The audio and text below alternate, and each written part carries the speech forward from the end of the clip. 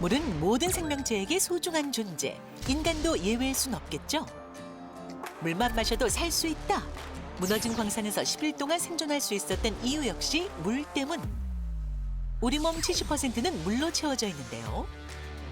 체내에 물이 부족한 경우 신체 기능이 멈춰 사망까지 이르는 데 걸리는 시간은 단 4일. 한편 물을 너무 많이 마셔도 문제. 2007년 물 마시기 대회에 참여한 한 여성은 물 7.5리터를 마시고 사망한 일이 있었습니다. 너무 많이 마셔도 문제, 너무 적게 마셔도 문제. 과연 해답은 무엇일까요? 도전 기적의 습관 첫 번째 시간. 오늘의 주제는 바로 물입니다.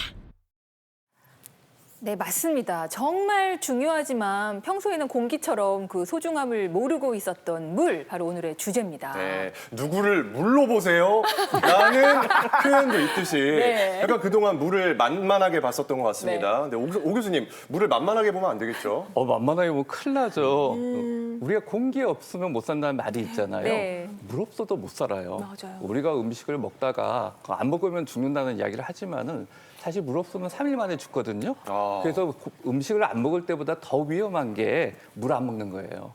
거기다 물은 우리 몸에 들어오면은 우리 몸에 24시간 동안 여러 가지 대사 반응을 조절하는 중요한 역할을 하는 아주 중요한 물질입니다. 네. 그래서 물을 어떻게 제대로 먹느냐가 평생 건강을 좌우한다는 이야기도 있거든요. 물 먹는 법 이번에 제대로 알아보실 필요가 있을 것 같아요. 네. 그럼 물 먹는다는 표현을 좀 나쁜 의미로 쓴 게 좀 미안해지는 그런 생각도 들고요. 물의 네. 소중함을 좀 알아야겠다 싶은데 우리 서 교수님은 어떤 생각 가지고 계세요? 네, 우리가 건강하게 오래 살려고 좋은 음식 드시려고 엄청 노력들 많이 하시죠. 네. 그렇게 물도 잘 드시려고 노력을 하셔야 되는데요. 바로 그 이유가 세계 3대 장수 마을의 공통점 중에 하나가 바로 좋은 물이라는 거죠. 그리고 과거부터 우리 의학의 아버지인 히포크라테스도 물에는 생명의 원천이 있다라고 생각을 했거든요. 우리 몸에 있는 모든 세포에는 이 물이 없으면 아무 일도 못합니다. 마치 연료가 부족한 기계가 잘 돌아가지 않겠죠. 그래서 부족하면 안 되는데 문제는 우리나라 사람들 10명 중에 6명이 물이 부족하다는 그런 통계가 있거든요. 그래서 아까 물로 보면 안 된다고 했는데요. 물을 이제 봄을 보듯 하셔가지고 이 방송을 보신 후에 우리 시청자분들이 물을 잘 드셔서 모두 건강하셨으면 하는 바람입니다. 물을 보물처럼 봐라. 좋은 말씀입니다. 자, 오늘의 주제가 바로 물인데요. 물에 대한 궁금증 역시나 오늘도 티벗으로 올려주시면 제가 바로바로 소개해드리도록 하겠습니다. 박태원 아나운서 나와주세요. 네, 자 티벗 캐스터 박태원입니다. 오늘 정말 물에 대한 궁금증 무엇이든 물어보시기 바랍니다. 자 휴대전화에 다들 티벗 심어 놓으셨죠? 이건데요. 잘 나왔습니다. 여기에 이렇게 댓글 올려주시면 저희가 실시간으로 댓글을 읽어드리도록 하겠습니다. 이 TV로 시간대 옮기셨네요. 축하드립니다. 수동맘께서 벌써 이런 좋은 메시지 올려주셨는데요. 자, 지금부터 물에 대한 궁금증 실시간으로 올려주시면 저희가 전문가들과 함께 자세히 알려드리도록 하겠습니다. 잠시 후 뵙겠습니다. 네. 자, 그럼 이제 본격적으로 물에 대해서 이야기를 해보도록 하겠습니다. 예전에 학창 시절에 배웠던 기억을 좀 떠올려 볼게요. 네. 6대 영양소를 우리가 배웠습니다. 영양소. 네. 탄단지 해가지고 네. 탄수화물, 단백질, 지방, 지방, 그리고 그리고 비타민, 무기질, 무기질, 그리고 물. 훌륭해. 공부 열심히 했네요. 여섯 가지. 여기에 들어가는 물인데요. 근데 존재감이 다른 영양소하고는 좀 남다른 것 같다는 생각이 들어요. 그러니까요. 사실 번호도 맨 마지막 꼴찌네요. 요 6번째. 하지만 우리가 매일 먹고 있고요. 마치 우리가 너무 가까워서 고마운지 모르는 가족 같은 그런 존재다 이렇게 얘기할 수 있을 것 같은데요. 물은요 2%만 부족해도 갈증을 느끼고요. 4%가 부족해지면 굉장히 피곤해집니다. 그리고 무려 10% 정도 부족해지면 어떻게 될까요? 혹시 죽는 건 아니죠? 죽나요? 정답입니다. 네. 그냥 너무 심하게 얘기했나 했는데. 네. 아까 오 교수님께서 세상에. 3일만 안 먹어도 죽는다고 했지만 네. 10% 사실 많지 않은 양인데 10%만 없으면 의식이 혼미해지면서 쇼크에 이르러서 결국은 사망하게 되는 이야. 네, 그런 무서운 일이 있을 수가 있죠. 사실은 음식 안에 보면은 우리가 음식을 먹고 나면 우리 몸에 체지방이라는 게 저장이 되는데 네. 그 체지방 양으로 보면 한 30일 이상 우리가 안 먹어도 살 수 있는 에너지는 저장이 돼 있어요. 근데 물은 안 먹으면은 3일 만에 죽습니다. 그러니까 음식을 안 먹어서 30일 가는 것보다 물 안 먹어서 3일 만에 사망할 수 있는데 우리 모두 재난 사고 나면 맨 처음에 갖다 주는 게 물이죠. 네. 맞아요. 살아남게 하기 위해서 물을 갖다 준 겁니다. 근데 이 물이 얼마나 중요하냐면 우리 혈액에 물이 차지하는 비율이 94%나 돼요. 그다음에 폐하고 간은 한 86%. 그다음에 근육에는 한 70에서 80%, 그다음에 뇌와 심장에도 거의 75% 정도 물이 차지하고 있거든요. 그럼 물이 빠지면 어떻게 되겠어요? 저 장기들이 제대로 역할을 못하고 사실 우리 몸에 큰 문제를 일으키게 되는 거죠. 네, 저렇게 많은 부분을 물이 차지하고 있다는 거는 우리 몸 속에서 굉장히 중요한 역할을 하고 있다는 거잖아요, 교수님. 물론입니다. 아까 제가 10%에 사망할 수 있는 가장 큰 예가 과다출혈로 인한 쇼크사. 뉴스 같은 데 보면 과다출혈로 돌아가시는 네네. 분들이 바로 그 예고요. 일단 역시 그 혈액 속에 있는 물은 영양소와 이런 노폐물을 운반해주는 기능을 하겠고요. 또 땀의 거의 대부분이 물이니까 체온을 조절해주고 또 이런 대사에 어떤 영향을 도우미 역할을 하는 역할도 있고 관절에도 윤활액이 있고요. 또 내장을 보호하는 데도 다 물이 있어서 어떤 윤활유와 같은 역할을 하고요. 또 무엇보다도 이 뇌에 아주 소중한 부위죠. 뇌가 약간 두부처럼 흐물흐물하잖아요.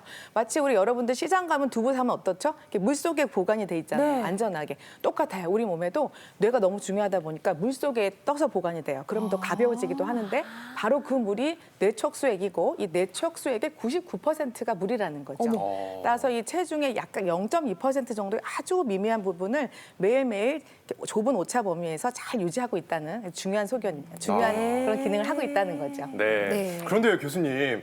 우리가 이제 뭐 자동차에 연료 넣듯이 다 떨어지면 넣잖아요. 우리 몸도 물을 좀 이렇게 다 떨어졌을 때 넣으면 되는 게 아니라 항시적으로 섭취해줘야 되는 이유가 있을까요? 이제서 하루에 화장실 여러 번 가시죠. 그죠. 예, 우리가 그 물이 들어오면은 물이 밖으로 배출되기도 하고 들어오기도 해야 되는데요. 배출되는 거 한번 먼저 살펴볼까요? 운동하면 땀 나죠. 그다음 슬픈 영화 보면 눈물 나죠. 네. 이런 것도 그 물이 배출되는 거고요. 우리 중에 하루 종일 그 땀이 하루에 한 0.6리터 정도 물을 배출시킵니다. 우리가 또 숨을 쉴 때도 한 0.4리터 정도 배출을 시키거든요. 또 소변에도 한 1.6리터 정도 배출이 되기 때문에 하루에 한 2.6리터 정도 몸 밖으로 빠져나가거든요. 근데 몸 밖으로 빠져나가는데 3일 동안 빠져나가면 큰일 나겠죠. 네. 그러니까 매일같이 예. 그걸 보충을 해줘야 돼요.